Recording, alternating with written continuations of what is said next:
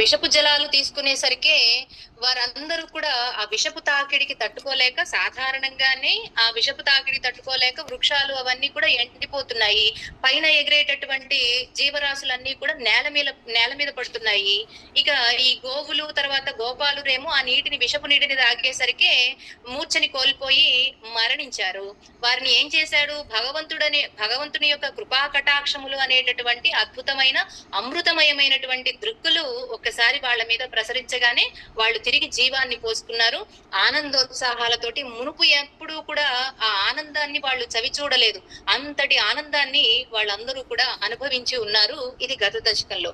అదంతా చూసి వీరి ఇబ్బందిని చూసినటువంటి పరమాత్మ ఏం చేశాడు, ఈ కాళీయుని యొక్క పని పట్టాలి అని చెప్పేసి ఆ మడుగులోకి దూకదలుచుకున్నాడు.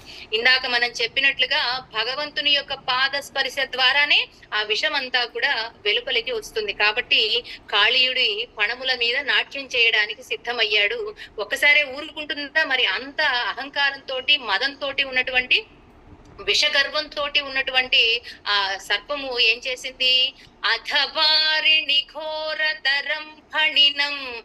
ఆ తర్వాత వారిని అంటే ఆ జలాలలో, యమునా జలాల్లో ఘోర ఫణినం, పణములతోటి పేర్ధమైనటువంటి పణములతోటి ఉన్నటువంటి ఆ కాళీయుడిని ప్రతివారియుతం పని పట్టాలి, ఇంకా దీన్ని మదాన్ని అణచాలి, దీన్ని నశింప చెయ్యాలి అని కృతదీర్భగవన్ ఒక అద్భుతమైన లీలను చూపించబోతున్నాడు భగవంతుడు అని ఒక పని చేశాట. ఏంటది? ధృతమారిధ తీరగ నీపతరుం.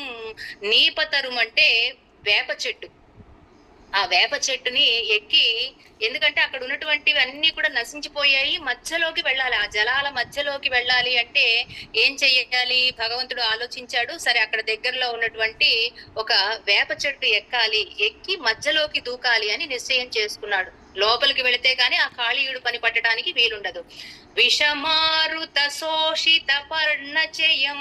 అయితే ఆ చెట్టు ఎట్లా ఉంది అని అంటే మనకి ఇందులో గ్రీనరీగా కనిపిస్తోంది, కానీ వాస్తవానికి ఆ విషం యొక్క జ్వాలలతోటి శోషిత పర్ణచయం ఎండిపోయిందట. పర్ణములు అంటే ఆకులు కదా, ఆకులు ఎండిపోయినటువంటి వృక్షం ఒకటి అక్కడ కనిపించింది. అది కూడా నీపతరుం అని చెప్తున్నారు. తర్వాత అధిరుహ్య పదాంబురుహేణ చతం.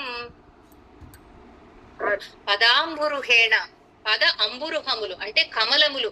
ఆ పదాలు ఎట్లా ఉన్నాయంటే చక్కగా ఎరుపుదనంతో చాలా చాలా లేతగా ఉన్నాయట. అప్పుడే వికసించినటువంటి ఒక కమలం ఎట్లా ఉంటుందో, నవపల్లవతుల్